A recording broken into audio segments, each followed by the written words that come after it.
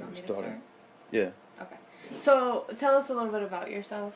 Marcus Harris. I just been working with Iman for about 2 months now. That's the last time I converted into Muslim. I've been a Muslim for about 2 months.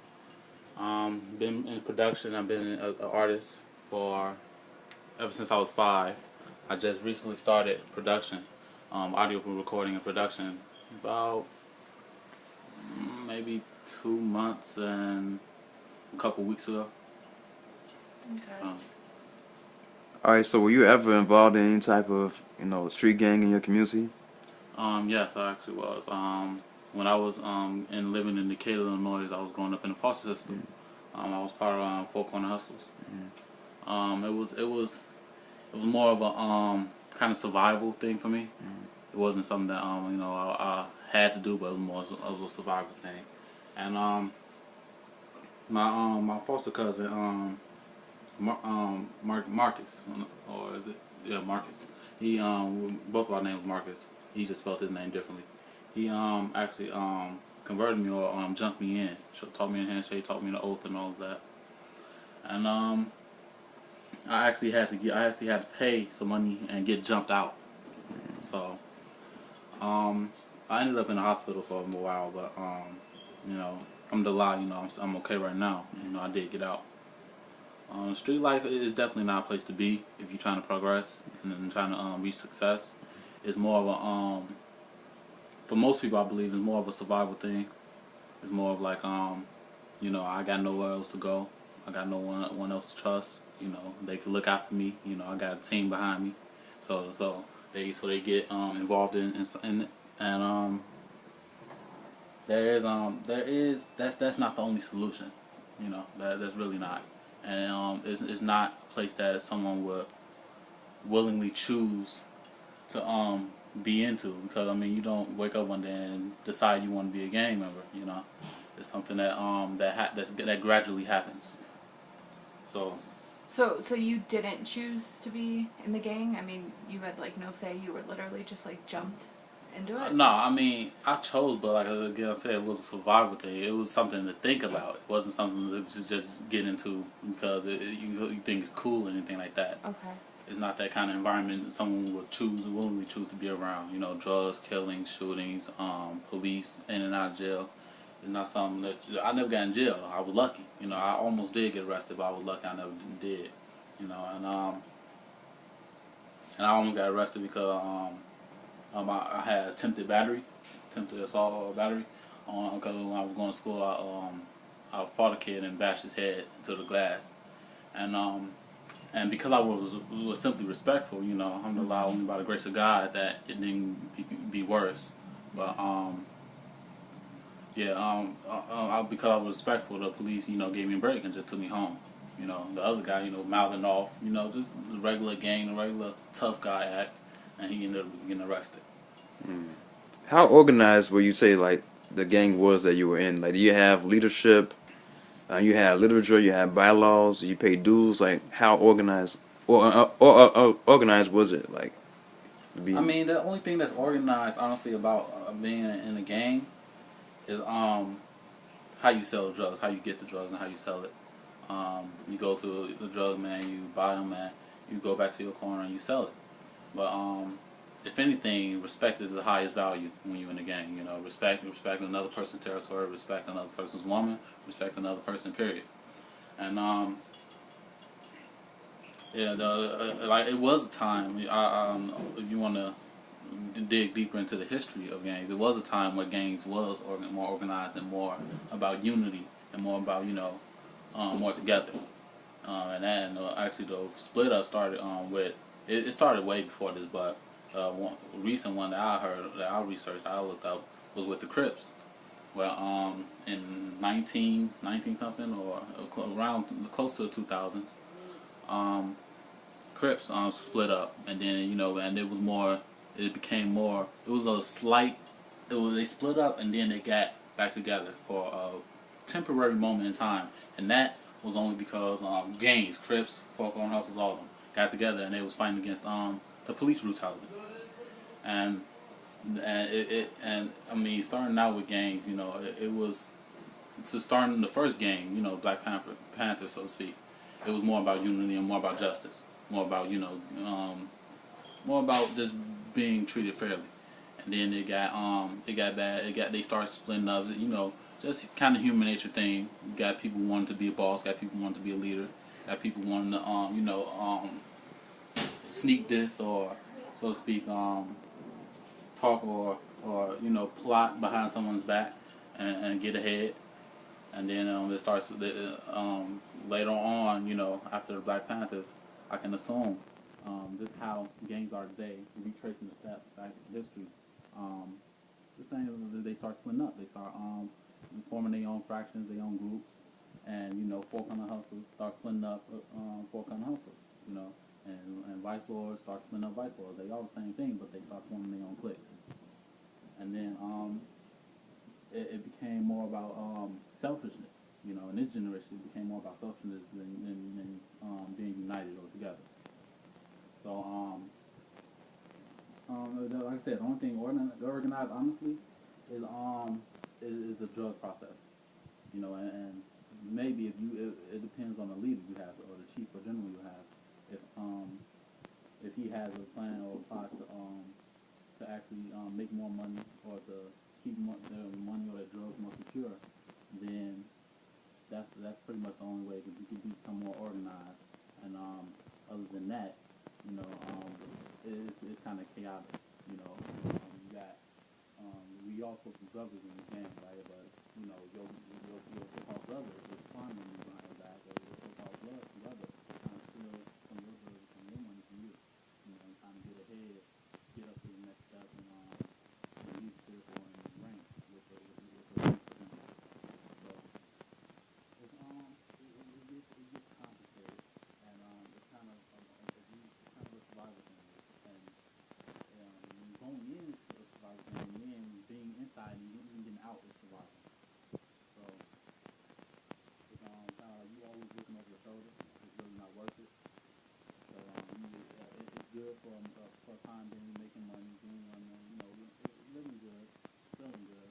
But when it's gone, then you gotta suffer a greater consequence from how you what you've done getting it.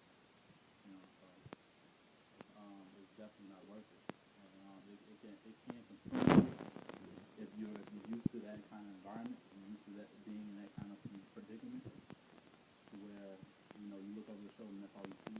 Your brothers, your sisters, and gangs, you know, drinking, smoking. That's all you see. That's your environment. So it makes sense that so many young brothers and so many kids coming out of high school or whatever resort to that. So that's all you see, and that's all you really know. But I can pretty much guarantee if there was more, and I'm not gonna say it's all on the position of at the end of the day, we all choose what we want to be, and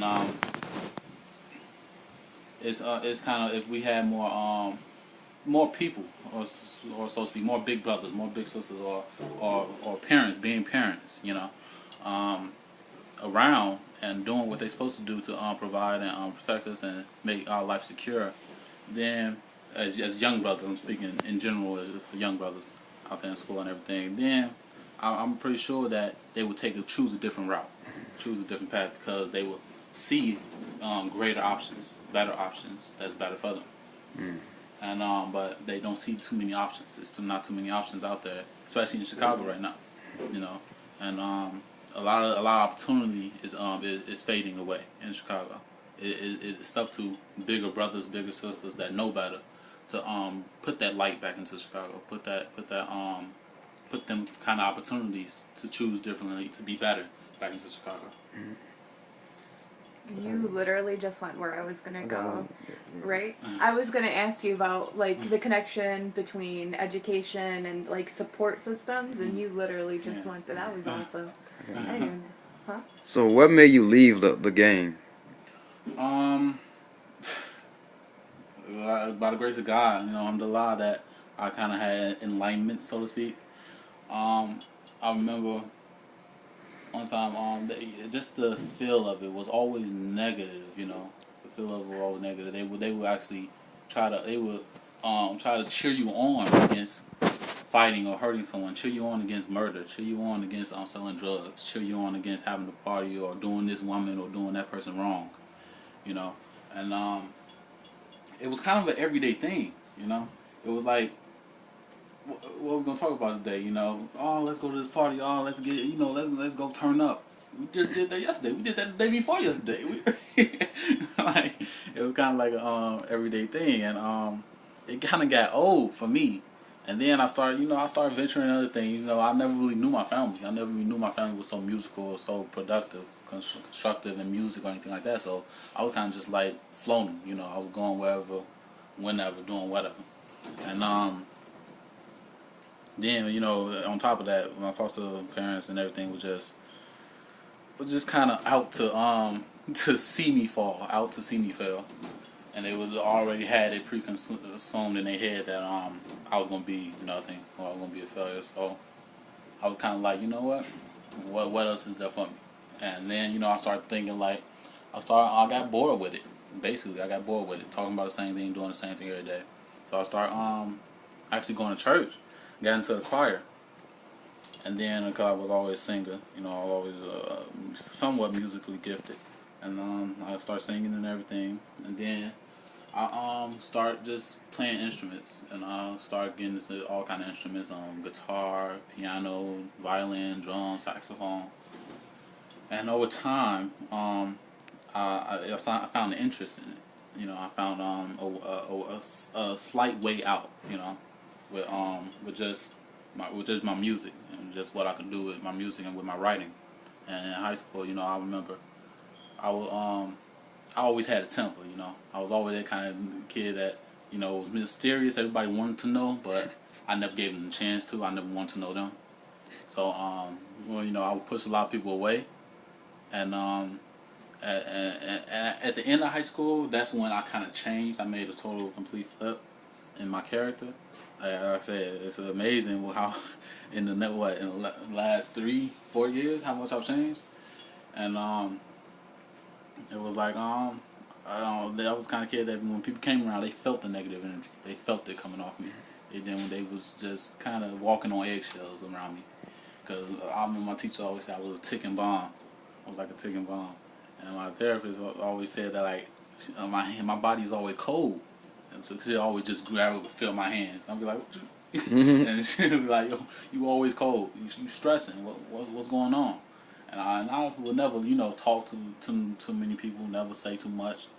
And I would always snap on people. Fighting was kind of a way out, or kind of a expression of mine to kind of get out while I was going through high school. And then, you know, like I said, at the end, I kind of started using my head. I kind of started thinking like, look, I gotta change. And honestly, I didn't want to change. I wanted to stay that way. I thought that I had a right to be that way. Mm-hmm. I thought I had, you know, reasons to be angry, reasons to hate everybody, you know. And it's funny because I'm thinking now, like, man, how wrong was I? Mm-hmm. You know. And and I didn't really want to change. But then, you know, I remember one time, and cause I went to alternative school, we had like little sessions and everything. I would never say much. I would always pass and just never say much, interact much with people. And then one kid said he's starting to talk more. You know, starting freshman year, they were talking about how we seen each of us, how we seen everyone else. And one kid said, Marcus, he's starting to talk more. He's starting to talk to me more. I was like, what? No, I'm not. You know, and I didn't really realize it. And like I said, gradually they said it was just maturity. And I don't know. I guess, like I said, by the grace of God, it's funny how change sneaks up on you. You know, we're all affected by it. And I gradually started to change, started to open up more, started to see people more. I was always book smart.